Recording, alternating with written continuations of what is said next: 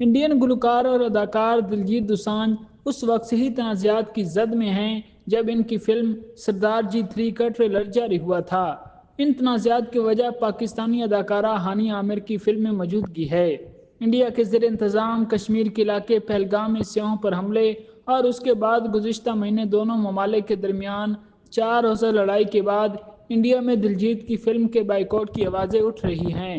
दिलजीत ने साथी अदाकारा नीरा बाजवा के साथ एक इंटरव्यू दिया है जिसमें उन्होंने तस्दीक की है कि पाकिस्तानी अदाकारा हानिया आमिर अब भी फिल्म का हिस्सा हैं।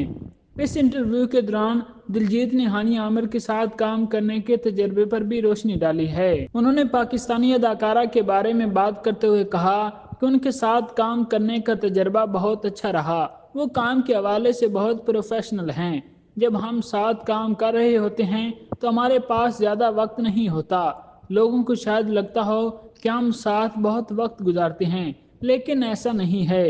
दिलजीत ने कहा कि वो हर किसी की प्राइवेसी का एहतराम करते हैं क्योंकि वो खुद भी एक प्राइवेट शख्सियत ही हैं और लोगों को स्पेस देने के कायल हैं।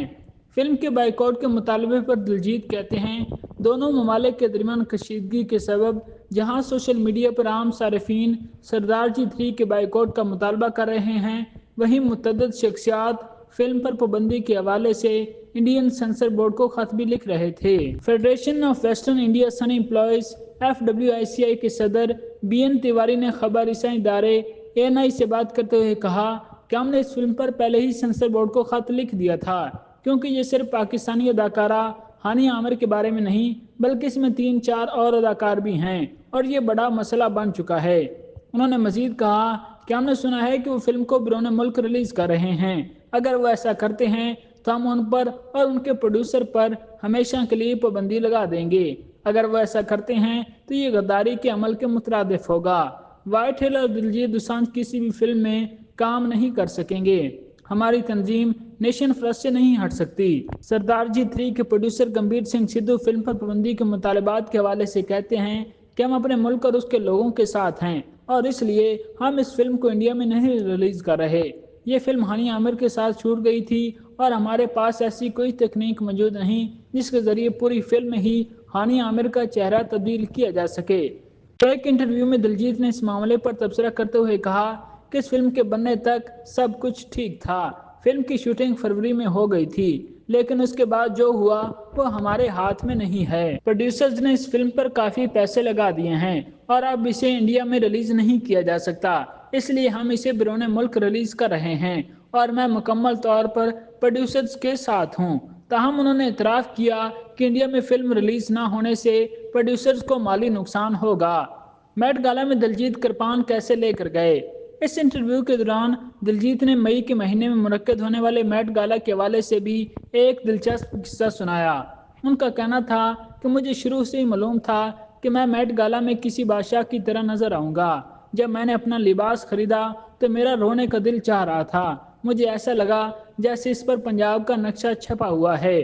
तहम उनका कहना था कि मेट गाला के मुंतज़मीन ने इन्हें बताया कि वह तकरीब के अंदर अपनी किरपान नहीं ले जा पाएंगे क्योंकि उसका शुमार हथियारों में होता है।